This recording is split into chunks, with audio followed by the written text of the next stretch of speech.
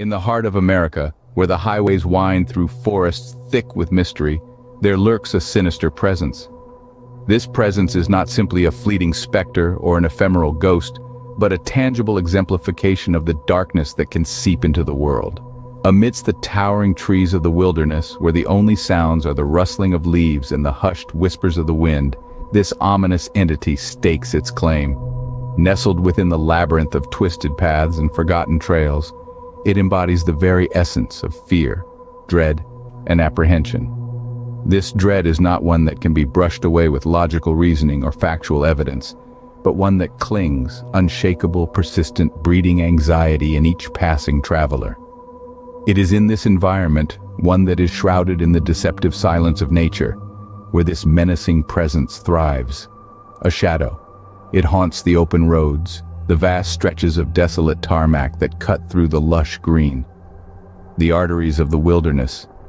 It preys on unsuspecting travelers, individuals seduced by the allure of adventure, by the thrill of discovering the unknown, by the promise of stories waiting to be unraveled in the heart of the great outdoors. Meet the camper killer, an enigma wrapped in a conundrum, a phantom of the wilderness.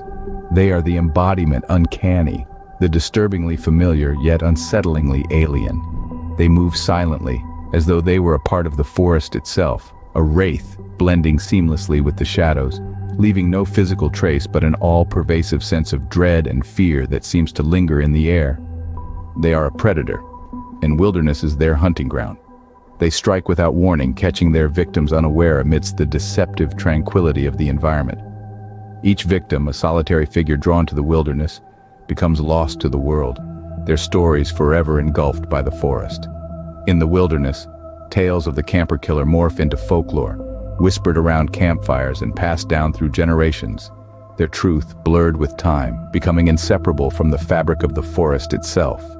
Each tale, each victim, is a story lost to the winds, a chilling reminder of the grim reality of the wilderness, an unsolved mystery yearning for resolution, a puzzle waiting to be pieced together. Each victim, a story lost to the winds, a mystery waiting to be solved. Authorities are baffled by the methodical nature of the killings. It's as if the killer is a ghost, leaving behind no trace of his existence, except for the chilling aftermath of his deeds. What makes the situation even more confounding is the meticulous precision with which each act is carried out. The absence of any witness or any tangible evidence is puzzling, to say the least. The crime scenes are always devoid of any human presence, as if the world itself holds its breath in these moments of terror. The only sound to be heard is the rustling of leaves, as if whispering secrets to the wind. Every blade of grass, every droplet of dew seems to keep a stoic silence, hiding the gruesome tale of the crime. The local law enforcement, despite their best efforts and resources, is left scratching their heads. The townsfolk, too, are left in a state of eerie fear and suspense, their once peaceful lives now overshadowed by this malevolent mystery. The trees, they stand still, silent observers of the carnage. They are the only ones that have seen the grim dance of death played out under their watch. Their leaves rustle, echoing with the stories of the horrors only they have witnessed. Yet no one can decipher the whispers of the trees.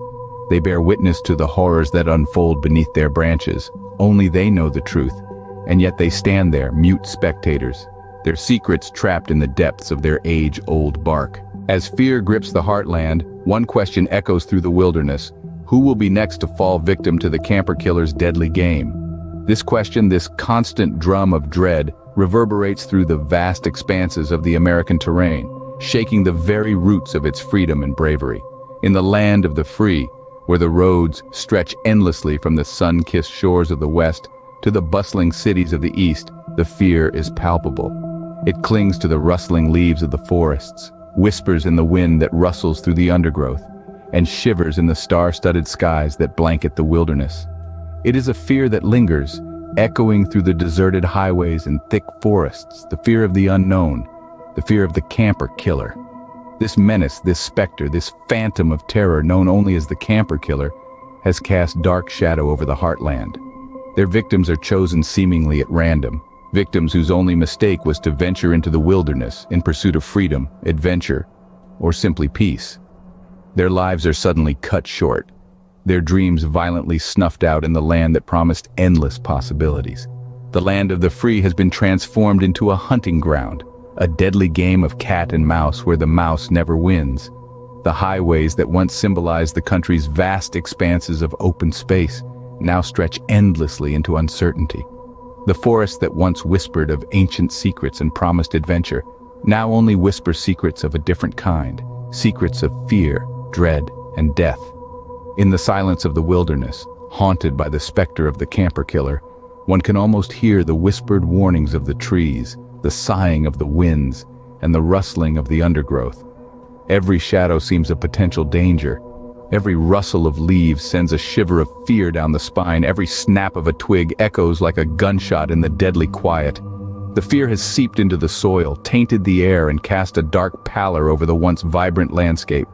Yet one immutable truth remains: evil lurks where you least expect it. Beware the camper killer, for they may be closer than you think.